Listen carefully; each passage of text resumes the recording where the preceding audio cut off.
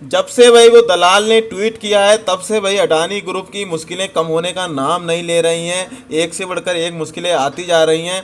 All दो अडानी ऐसी कई प्रॉब्लम से पहले भी जूझ चुके हैं और उनसे निकल चुके हैं, तो पूरी बात करेंगे। काफ़ी ज़्यादा तबाही सी मची हुई है अडानी के शेयर्स में। ऑल दो भागे हुए बहुत थे काफ़ी शेयर्स, तो थोड़ी प्रॉफिट बुकिंग भी आ रही है इसी बहाने।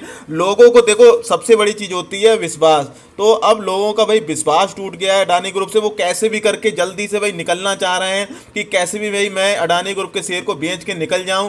तो इसी तरीके से भाई सभी लोग बेच के जा रहे हैं, इसीलिए भाई लोअर सर्किट लग रहा है।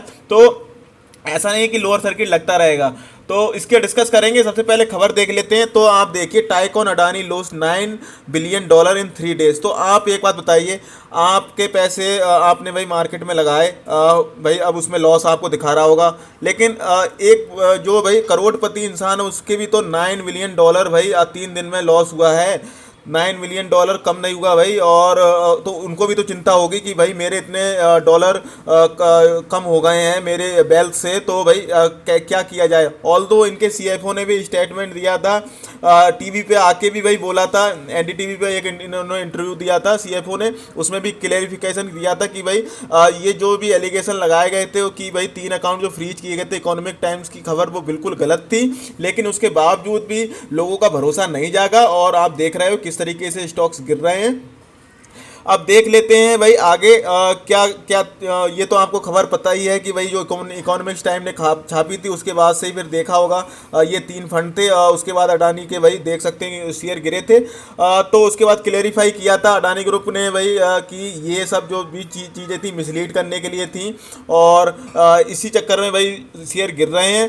अब बात करेंगे अडानी इंटरप्राइजेज की भाई। तो इसमें एक पॉजिटिव खबर आई है, Adani enterprises plan 5 MTPA cement plan in Maharashtra. तो ये पॉजिटिव न्यूज़ है। और अब आगे बात और कर लेते हैं। तो ये वही खबर है, ये हिंदी में है कि सबसे बड़े भाई उद्योगपति हैं ये गौतम अडानी देश के।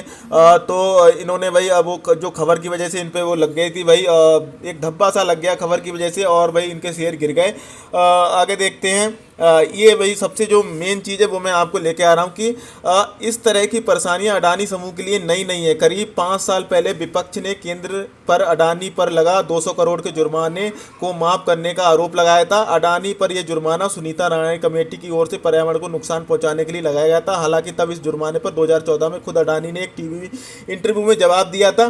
तो अडानी के साथ इस तरीके की घटनाएं चलती रहती हैं। ऑल दो ऐसा भी लोग कहते हैं कि अडानी और सरकार एक साथ मिलकर काम करते हैं, इसलिए विपक्ष भी हमेशा से भाई किसी ना किसी निशाने पे ले लेता है अडानी को। कोई भी अगर ऐसी भी छोटी सी भी न्यूज़ आ जाए तो भाई उनके निशाने पर आ जाते हैं अडानी जी। तो इसीलिए और काफ़ी अब पॉलिटिक्स भी होने लगी है इसमें। पॉलिटिक्स वालों के भी ट्वीट्स आने लगे हैं, विपक्ष वाले जो भाई राहुल जी थे उनके भी 1-2 ट्वीट्स आए थे। तो इस वजह से और लोगों का फेथ हट गया है। और ऐसा नहीं है कि अब अडानी जी बिल्कुल डूब जाएंगे, बर्बाद हो जाएंगे। तो ये भाई कमबैक हमेशा करते हैं और अभी भी कमबैक करेंगे। आपने देखा ये 5 साल पहले की खबर है, तब भी भाई इन्होंने कमबैक किया था और अभी आपने देखा ही कोरोना के बाद से कितने तेज़ी से इनके शेयर भागे हैं। तो कमबैक तो करेंगे ये। और साथ में आपको पता है कि मोदी जी की इनके अडानी जी के काफ़ी अच्छे मित्र माने जाते हैं। मोदी जी के साथ आपको पता है अडानी जी की काफ़ी अच्छी अंडरस्टैंडिंग है और मुझे लगता है कि इन सब चीज़ों से ये उबर जाएंगे अडानी जी जल्दी। अगले वीक से मुझे लगता है कि सब कुछ नॉर्मल हो जाएगा, खबरें सब ठंडी हो जाएंगी इस वीक के बाद ही।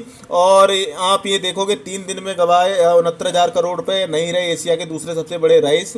तो ये तो भाई होना ही था जब इतने रुपए गवा दिए इन्होंने। अब देख लेते हैं भाई कौन सा स्टॉक कितना % गिरा है। तो आप देखेंगे अडानी पावर सर्किट लग रखा था, अडानी ग्रीन 5% का सर्किट लग रखा था, अडानी गैस 5% का सर्किट लग रखा था, अडानी ट्रांसमिशन में 5% का सर्किट था, अडानी एंटरप्राइजेज 5-5.5% गिरा था, अडानी पोर्ट तो बहुत ज़्यादा गिरा था 8.5% के आसपास। तो सभी शेयरों में गिरावट आई थी। ऑल तो मैंने भी कहा है कि अभी बिल्कुल भी भाई दूर रहें, नई एंट्री नहीं लेनी है।